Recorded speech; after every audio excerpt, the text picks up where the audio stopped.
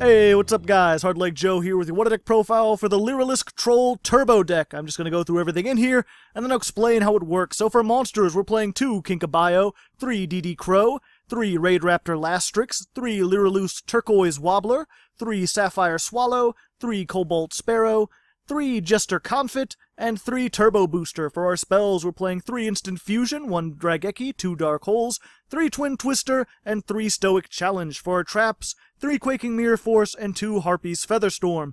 The extra deck is 2 Thousand Eyes Restrict, 2 number 77, the 7 Sins, 2 Raidraptor Ultimate Falcon, Duelahand, Utopia Roots, Slacker Magician, number 54 Lionheart, 2 Recite Starling, 2 Assembled Nightingale, and 1 F-Zero Utopic Future. The side deck I'll go over in a moment. So as a troll deck, this has many win conditions, but probably the most likely you're going to be using is Assembled Nightingale. You can make this with 2 or more level 1 monsters.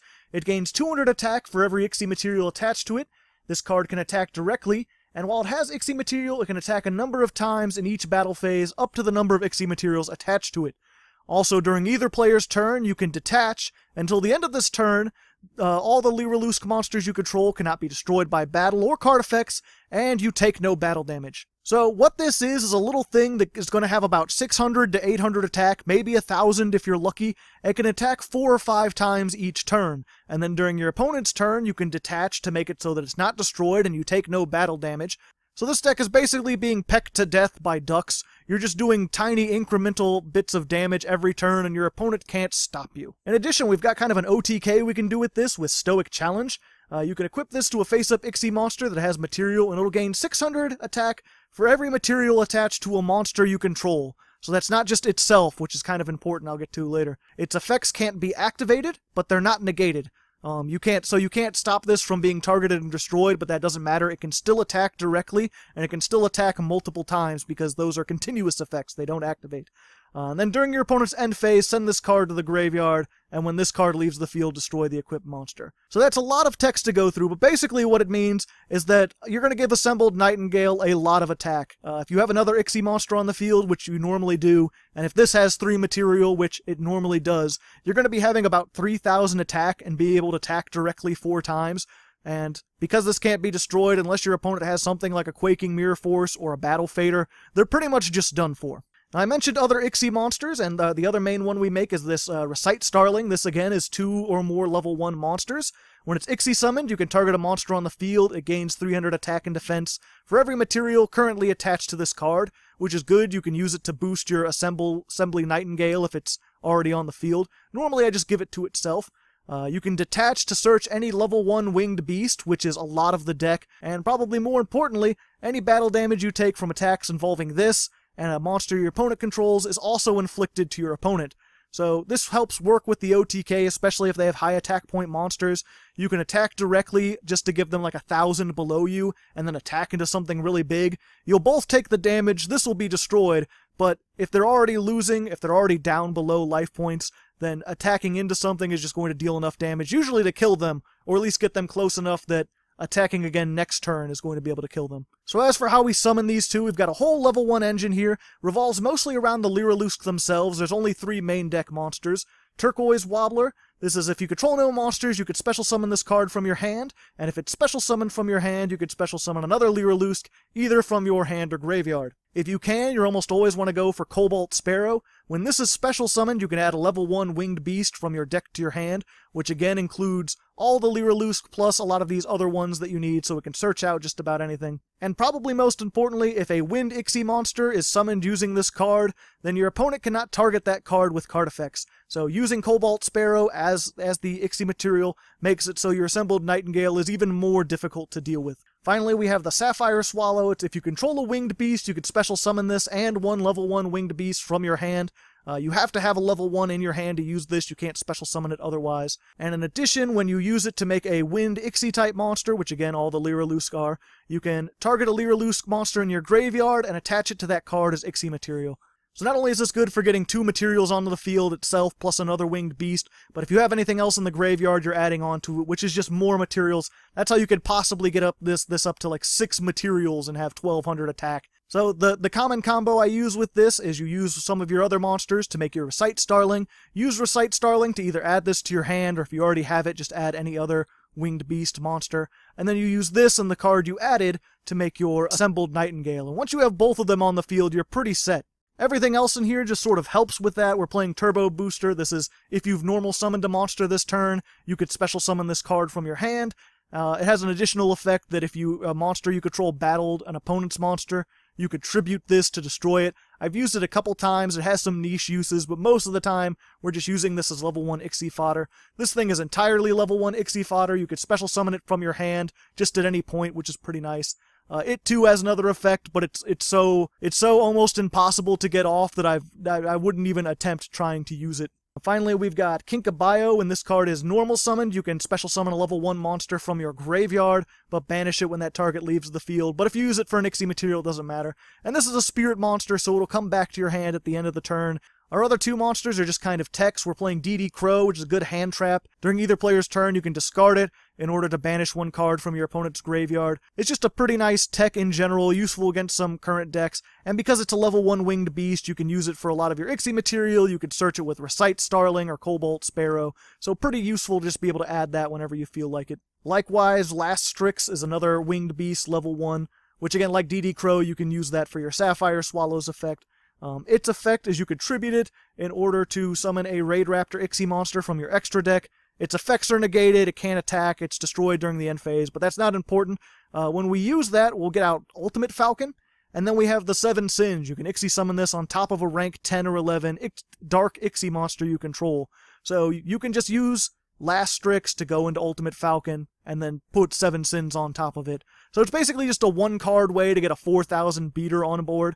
Normally this is going to be very difficult for your opponent to get rid of, especially because it has this additional effect that if it would be destroyed, you can attach material from it instead. Finally going in that, we're playing the Thousand Eyes Restrict, which you can have summoned with Instant Fusion. Pay 1,000 life points, summon Thousand Eyes Restrict. Its effect, you could target one other monster on the field and equip it.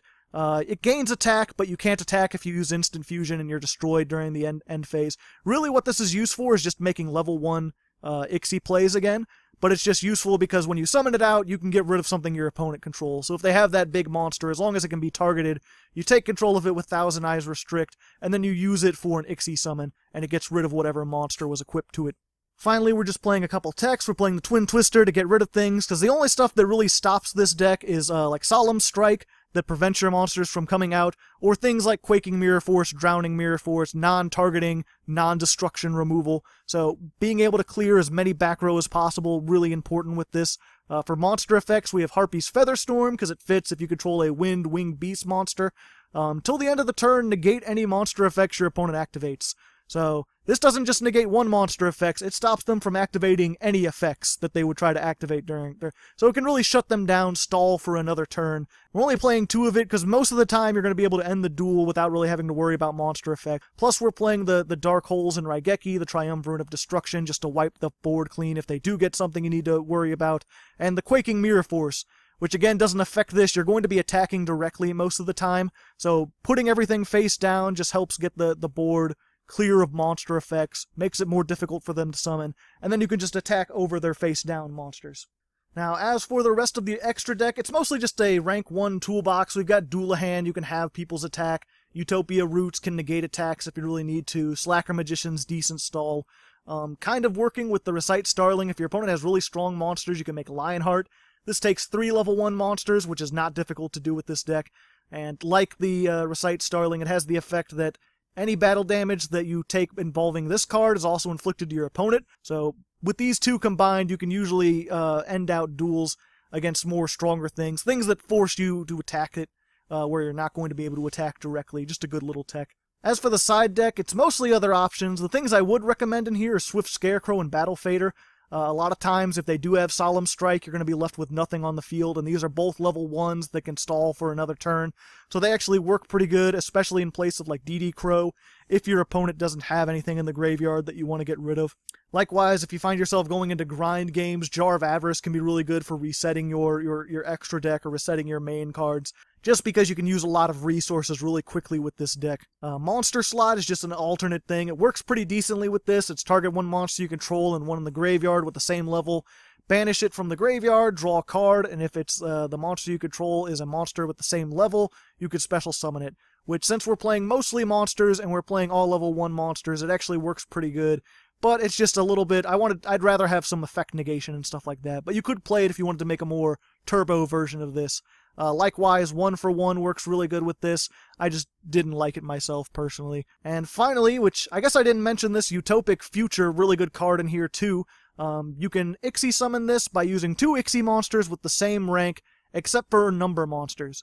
So this is really good for summoning, like if you already used both the Recite Starlings, you've searched, and this has gone down to no material, you can get these two together and make Utopic Future. This card, you take no battle damage from attacks with it, it can't be destroyed by battle. If it would be destroyed by a card effect, you can detach to make it not destroyed. And probably most importantly, if it battles an opponent's monster, you take control of that until the end of the end phase. So if they have a big monster, you can take control of that, attack them with it, and then also be attacking directly. And this kind of fades into some of these other ones. If you wanted to make a more Utopic Future centered deck, you could, because this makes rank 1 monsters like crazy. You can easily get 2 or even 3 out. If you can get 3 number monsters with the same rank on the field, you can make Utopic Zexal, which is a really good lockdown card. I won't go into it, but look into it. This is a pretty good engine for it.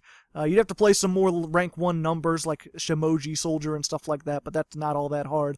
And likewise, you can make things like Numeron Dragon, which is 2 number Ixie monsters with the same name and rank, or Utopia Kaiser, again, 2 number monsters with the same rank that have Ixie material. These are all really strong cards that this can actually turbo out pretty effectively, especially if you put things like monster slots in there and get rid of some of this utility. I almost went with that, but I thought it was more fun to show off what the actual Lyrilusc monsters can do.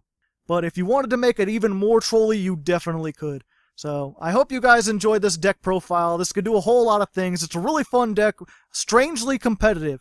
You definitely check out the episode if you haven't had a chance yet. Next week, I'm going to be looking at something kind of weird from the end of Arc V. It'll either be Zark, or it'll be Performapal deck. Either way should be interesting. Until then, good luck, and have fun.